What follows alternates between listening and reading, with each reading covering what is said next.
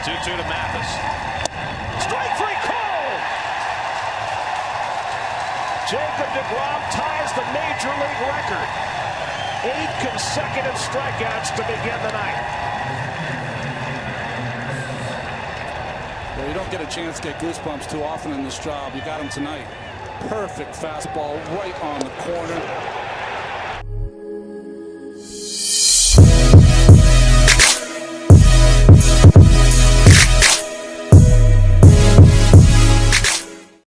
You see this guy. You know, those who love baseball know his name is Jacob deGROM.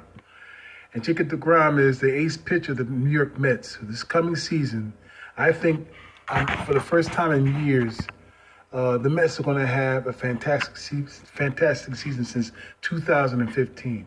All right?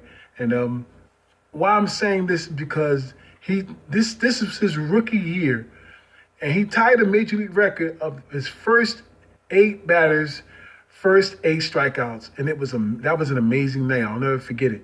And when that moment had took place, I'd already seen it, how capable he was during the season. But when he did that, I knew that he was going to be one of the best pitchers in Major League Baseball, without a doubt. Okay, and not only that, I had a discussion with family members, including my brother at the time.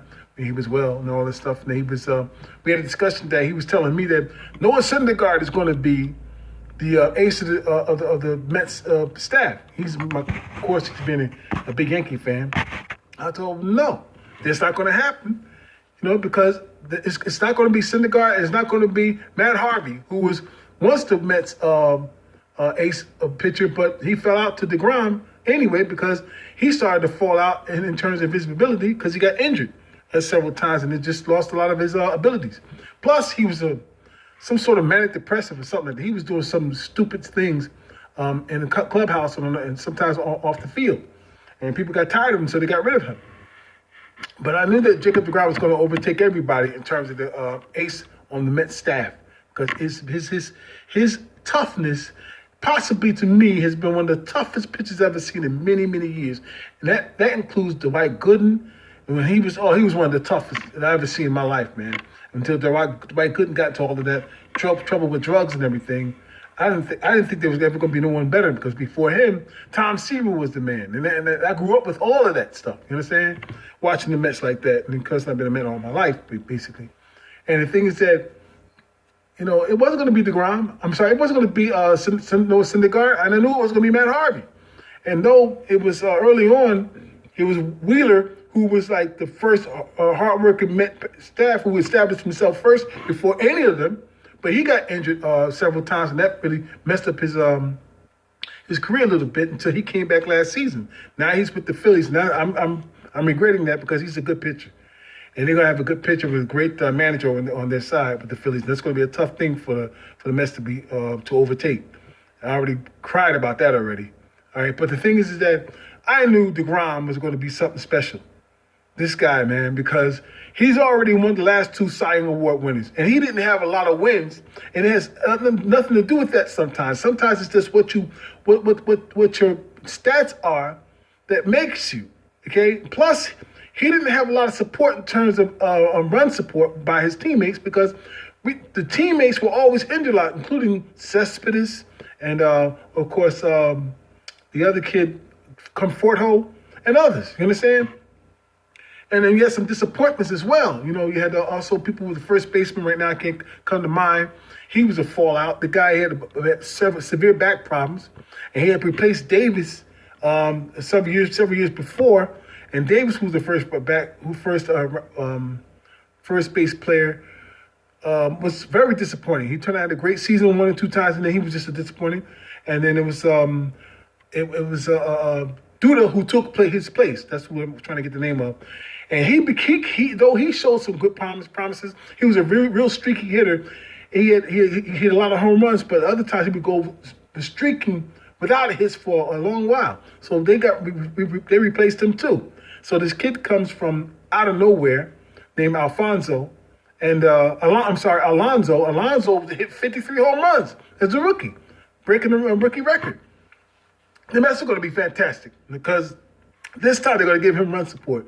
And I believe I think deGROM's going to be the Mets' next 20-game winner. As the Mets have not had that in a while since the knuckleballer, I forgot his name right now, who leaves me several years ago, and there's some disappointments with the Mets too because I always wanted David Wright and Jose Reyes to retire as Mets. I mean, now David Wright did retire as a Met, but he was on the staff for so long without playing that he hindered the Mets because he was never able to play. But what came to Jose Reyes, who should have stayed with the Mets, because he was the first and only time the Met hitter ever won a batting title, and they did not want to pay him, so they got rid of him, and this is why I think that the Wilpons are even worse owners than Jerry Jones and the Jones family at this point in time. You understand? The Wilpons were horrible owners. Okay, and so they got rid of Jose Reyes and David Wright. They kept him on the damn payroll, even though he didn't play in 6 years. And it didn't make any sense to me. Okay, so anyway, the Mets are fine now. And I think that knowing the fact that we always had this great pitcher staff back in the day with Tom Seaver and Kuzman and Matlack, and you had Dwight Gooden, you had Ron Darling, and you know what I'm saying, so on and so on with all these great pitchers. But that time has passed. But when it comes to managers, the manager of the Mets, that being such people, certainly like Terry Collins, was one of the worst managers the Mets ever had. Yes, he went to the World Series, in spite of the fact how he managed. You understand? And he only had now 2 winning seasons with the Mets. This last one being, well, not the last one, but the one after they went to the World Series, they had a winning season afterwards and got back to the postseason. Barely. You understand? The guy did not know how to use his pitching staff. Okay? He did not. And I got a feeling that Luis Rojas knows very capable how to use his pitching staff because he was very successful in the minor leagues. And those players that we got now on the Mets were the ones that went through him through the minor leagues, that were developed through him for some years. Okay, so such as Syndergaard and the rest of them. So I'm hoping big praise for like Lupa and all those other guys that they got on the pitching staff, because I'm a big pitching man. You know, I love pitching so much, man. Even though hitting is a big thing about baseball, pitching is the name of the game, okay? And you think about it, it's like the only sport, a professional sport, where the defense is the one who controls the ball. You understand? Isn't it strange? You think about baseball, it's the defense that's the one who controls the ball. So anyway, that's good, but I'm looking forward to see a 20-game winner, maybe 2 20-game winners for the Mets if the team players hold out in health, with Conforto being healthy, and this kid DJ Davis, and you got Cespedes coming back healthy for the first time in years. You got this kid Alonso. Oh, this is going to be a great season. Now, preseason, what do you call it? Spring training has already started. And they already played some spring training games, and Mets have lost a few, but that doesn't matter. You're just getting yourself into shape for the season. I don't ever count that. I just like to watch them play. That's all. And so I'm looking forward to watching another game of spring training. I'm looking forward to the Mets really putting it together. But I'm also absolutely, without question, though I want to see the players out there in the batting cages, I want to see them out in the field hitting the ball, home runs and everything, I'm looking forward to this pitching staff getting back to the top, where even when they were winning, they were like the 3rd best pitching staff in terms of ERA in baseball for years, okay? Even with Terry Collins managing, he didn't know jack nothing, man. That guy was horrible. He's the very one. He's the one who ruined Matt Harvey's career. He ruined Matt Harvey's career, okay? And so because of that, Matt Harvey being ruined, his career being ruined, they had to trade him. They had to get rid of him. But he ruined even in the World Series. The Mets could have easily won that World Series against the Kansas City Royals easily, had he took him out the time he was supposed to take him out in the first game of the season, first game of the World Series. And from there on out, the Mets could have won it because they were upset that Syndergaard would just shut them down. They were upset, like, who was he? They couldn't beat deGROM either, to tell you the truth. deGROM, though, they were tough and stuff, but the Mets hitting did not back up their pitching, even in the World Series. Okay, just didn't. And so I'm not even going to try to keep going back to that. The thing is that I'm so happy that the pitching staff is healthy. We even got Jurice Familia back, and I'm happy he's back. And I'm hoping that he stays healthy because, he was a big cog of the team in the past.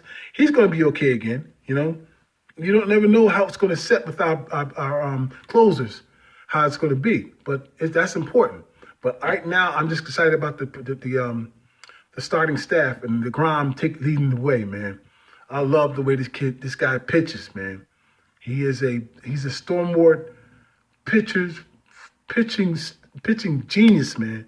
And then he's a battler. You never see anybody battle like this against batters each and every time he faces one, which is why his stats are off the charts. All right. With that, I just want to say, go Mets, and I'm looking forward for the season. So let's go. Some of you got to be able to, who are Met fans out there and baseball fans as well, who are seeing some of the pre-spring training games. I'm going to tell you, I'm looking forward to seeing that. You guys should too. Because we're still talking about football, and that's okay. But I love baseball too. And like I said, I'm going to incorporate baseball into this coming season with my football as well, while the football is still out. So with that, I say thanks and peace. Meet the Mets, meet the Mets. Step right up and greet the Mets.